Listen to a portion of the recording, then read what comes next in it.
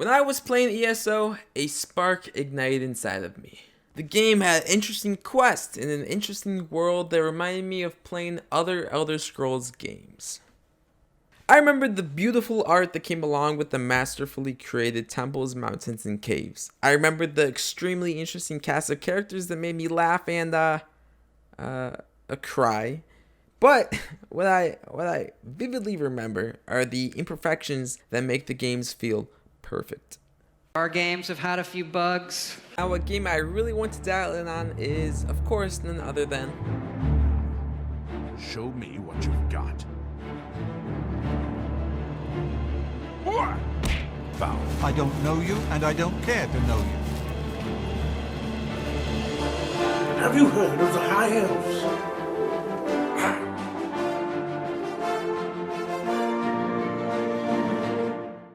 The Elder Scrolls 4 Oblivion is a game that a month ago, the only things I would have really mentioned about it were that I've never brought myself to finishing the game, and the dialogue is amazing. I don't give a shit about nothing. I remember playing this game when I was around 9 years old, sucking on my thumb, and without the ability to comprehend full sentences.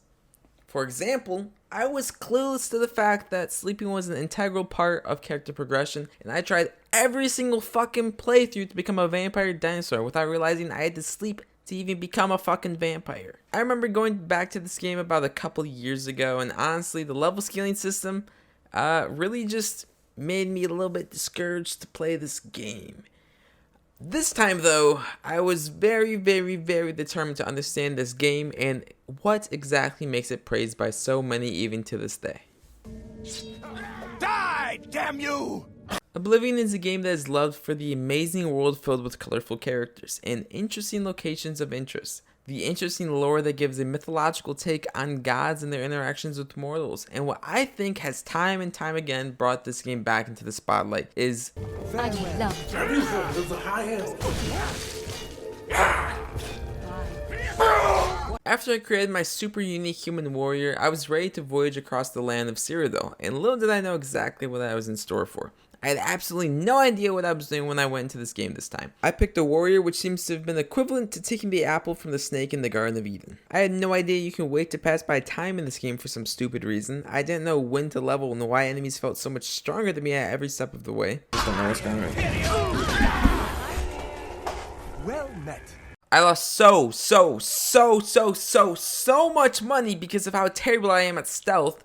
I made quests way more difficult due to running off the beaten path when I was told specifically not to. I died over and over again. I broke my desk over lockpicking. I don't think this is supposed to happen. I became a vampire because I didn't realize I contracted the stupid fucking disease and did the annoying questline to cure my vampirism alongside not realizing I could wait to pass time, which made being a vampire literally feel fucking impossible because I would melt in the daylight. Oh, no.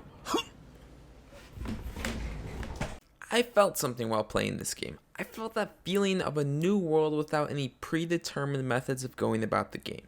I didn't know what I was going to do when I was stepping into Cyrodiil, except I knew that I was going to wear cool armor and kill the bad guys. All of these things that felt like hell in the moment, it gave me as a player consequences for my actions and made me feel like that 9-year-old kid who sucks his thumb again. Exploring the world was amazing and fresh. I definitely didn't feel like I was getting escorted through the forest, and the dialogue between the characters enveloped me into this land. Sometimes I just go look at the great oak. Magnificent, don't you think? Absolutely. Safe travels. Bye. I could go on and on about how amazing this game is alongside all of the other videos that explain how amazing this game is. What I really love about this game are the bugs, which sounds pretty strange, but they give the game so much character alongside the few voice actors and all of the messed up dialogue. Nox has hired a new captain. Lady Umbranox has hired a new captain of the guard. I could imagine myself sitting at my computer desk, fucking up my lines, forgetting about it, and putting it into the finished product. It's beautiful.